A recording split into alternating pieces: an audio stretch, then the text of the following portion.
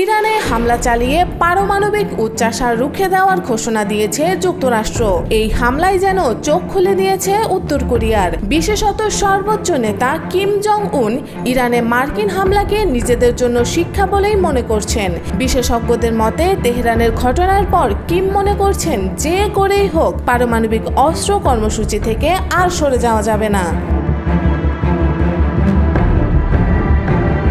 মার্কিন B-2 বোমারু বিমানের মাধ্যমে ইরানের 3টি গোপন পারমাণবিক স্থাপনায় বাংকার বাস্টার ফেলা হয়, যাকে বিশ্লেষকরা বলছেন দ্বিতীয় বিশ্বযুদ্ধ পরবর্তী সবচেয়ে বড় সামরিক বার্তা। CNN-এর এক বিশেষ প্রতিবেদনে বলা হয়, ইরানের ওপর এই হামলা শুধু মধ্যপ্রাচ্যে নয়, সরাসরি প্রভাব ফেলেছে পূর্ব এশিয়াতেও। বিশেষ করে উত্তর কোরিয়ায় এখন চলছে বিশ্লেষণ, পরবর্তী টার্গেট কি তবে কিম নিজেই? দক্ষিণ কোরিয়ার কিয়ংনাম বিশ্ববিদ্যালয়ের উত্তর কোরিয়া বিশ্লেষক লিম ইউল চুল জানান, ইরানে হামলা দেখে কিম জং উনের সরকার এখন আরও বেশি যুক্তি পাচ্ছে নিজেদের পারমাণবিক অস্ত্রনীতি বজায় রাখতে। এমনকি এর উন্নয়নকে টিকে থাকার একমাত্র গ্যারান্টি হিসেবে দেখছে পিয়ংইয়ং। বিশেষজ্ঞরা মনে করছেন এ ধাক্কা কেবল কিমকে তার পারমাণবিক রক্ষা কবচ বাড়াতে উৎসাহ দেবে না, বরং রাশিয়ার সঙ্গে তার সহযোগিতাও বাড়তে পারে।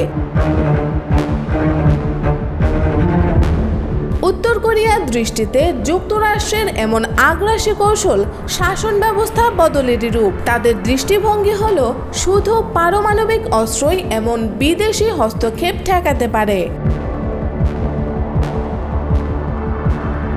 অন্যদিকে রাশিয়াও চুপ নেই। পুতিনের ঘনিষ্ঠ দার্শনিক ও বিশ্লেষক আলেকজান্ডার ডুগিন বলেন, কেউ যেন ভুল না করে, তৃতীয় বিশ্বযুদ্ধ এরই মধ্যে শুরু হয়ে গেছে। যুক্তরাষ্ট্র আমাদের মিত্র, ইরানে বোমা ফেলেছে, কিছুই তাদের থামায়নি। ইরানের পর যদি আমাদের উপর হামলা হয় সেটিও অবাক হবার মতো কিছু না।